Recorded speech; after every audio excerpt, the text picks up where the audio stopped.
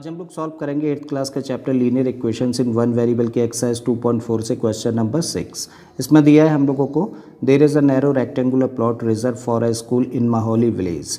The length and breadth of the plot are in the ratio 11:4 at the rate ₹100 per meter.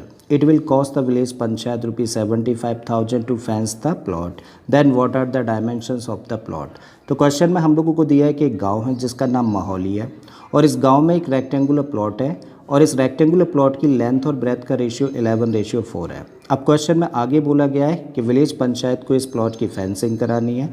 Fencing किस rate में कराई जाती है? ₹100 पर मीटर के हिसाब से कराई जाती है। तो टोटल कॉस्ट 75,000 होती है। तो बताइए उस रेक्टेंगुलर प्लॉट की डायमेंशंस क्या है? डायमेंशंस का मतलब लेंथ और ब्रेथ हम लोगों को फाइंड करनी है। ठीक है, अब क्योंकि क्वेश्चन में हम लोगों को रेशियो दे रखा है लेंथ और ब्रेथ का कितना 11:4 और हम लोगों को लेंथ और ब्रेथ ही फाइंड करनी है, तो इस रेशियो के बेसिस पे हम लोग लेंथ और ब्रेथ लेट कर लेते हैं।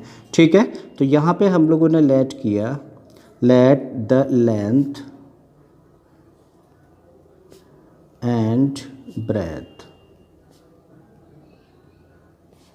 बी।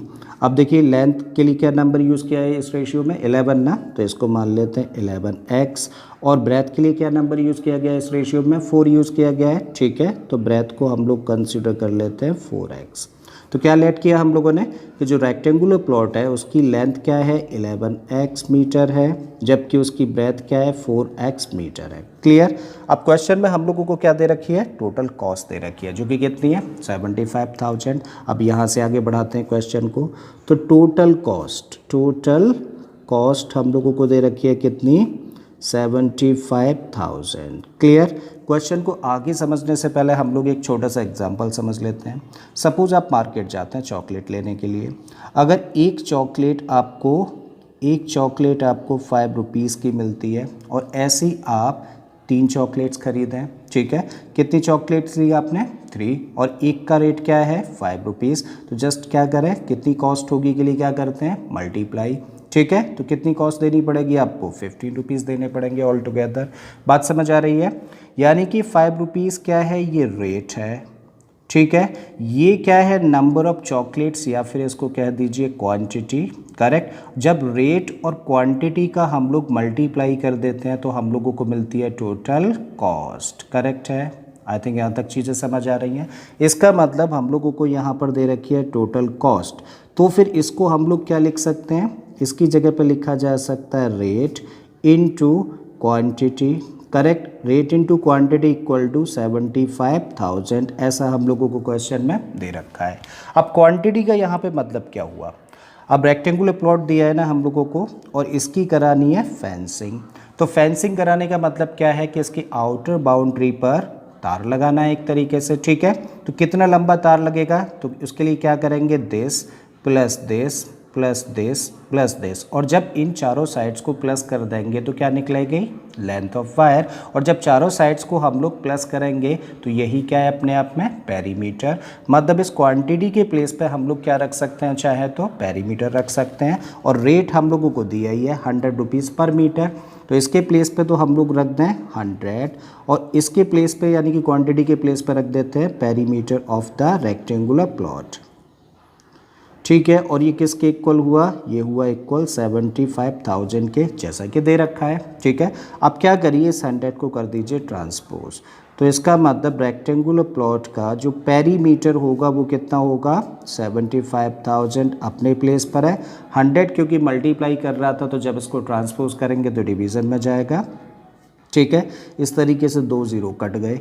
और पेरीमीटर किसका? रेक्टेंगुलर प्लॉट का ना। और एक रेक्टेंगल का पेरीमीटर हम लोग कैसे निकालते हैं? इसका पेरीमीटर निकालने का फॉर्मूला होता है 2 × L + B and this equal to, देखो अब यहाँ से क्या मिलता है हम लोगों को? 750 मिला ना। अब जस्ट क्या करें, लेंथ हम लोगों को पता है कितना? 11x, ब्रेथ हम लोगों को पता है कितने हैं? 4x। ठीक है, जस्ट वैल्यूज़ रख देते हैं। तो 2 लेंथ की जगह पे हम लोगों ने रखा 11x, जबकि ब्रेथ की जगह पे हम लोग रख रहे हैं क्या? 4x and this equal to 750। दोनों को प्लस कर दीजिए, 2 ब्रैकेट के बाहर है, और 11x और 4x को प्लस करेंगे तो कितना बनेगा? 15x and this equal to 750, multiply कर देंगे तो क्या बनेगा 30, x इक्वल टू 750। अब क्योंकि हमें x की वैल्यू निकालनी है तो क्या करें, इस 30 को कर देते हैं ट्रांसपोज, तो x इक्वल टू कितना निकल के आया, देखो 750 अपने प्लेस पर है और इस 30 को ट्रांसपोज हम लोग कर रहे हैं तो डिवीज़न में जाएगा। ठीक है, जब ये डिवीज़न में जाएगा तो हम लोग इसको कुछ इस तरीके से लिख सकते हैं। अब देखो 0 से 0 कटा, 3 से 75 को कैंसिल करेंगे तो कितने टाइम्स, 25 टाइम्स। इसका मतलब x की वैल्यू कितनी निकली, 25। लेकिन फाइनली हमें क्या निकालना है, हमें तो लेंथ और ब्रेथ फाइंड करनी है ना, बोला है क्वेश्चन में डायमेंशंस फाइंड करिए। ठीक है, देयरफॉर रेक्टेंगुलर प्लॉट की लेंथ क्या होगी, रेक्टेंगुलर प्लॉट की लेंथ है 11x। 11x का मतलब 11 और x की तो वैल्यू फाइंड कर ली है ना, 25 रख देते हैं इसके प्लेस पे और अब जस्ट कर देते हैं मल्टीप्लाई। तो 11 5 जा 55 कैरी 5, ठीक है, 11 2 जा 22 और 5 कितना हुआ 27। इसका मतलब रेक्टेंगुलर प्लॉट की जो लेंथ है वो कितनी है 275 मीटर।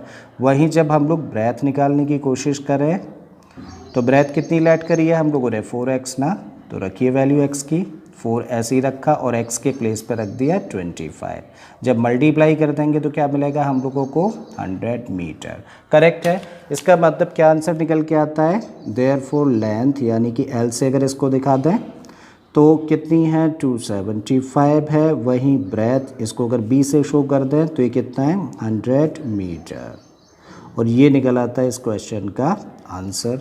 आई होप स्टूडेंट्स के क्वेश्चन आपको अच्छे से समझ आ गया होगा। अगर ऐसा है तो प्लीज़ वीडियो को लाइक कर दें, चैनल को सब्सक्राइब करना और बाकी के क्वेश्चंस के लिए आप मेरी प्लेलिस्ट में चले जाइए। इस तरीके के बहुत सारे क्वेश्चंस मैंने ऑलरेडी अपलोड किए हैं। मैं फिर से आता हूँ एक नए क्वेश्चन एक नए कॉन्सेप्ट के साथ में। Till then keep learning and thank you for watching this video.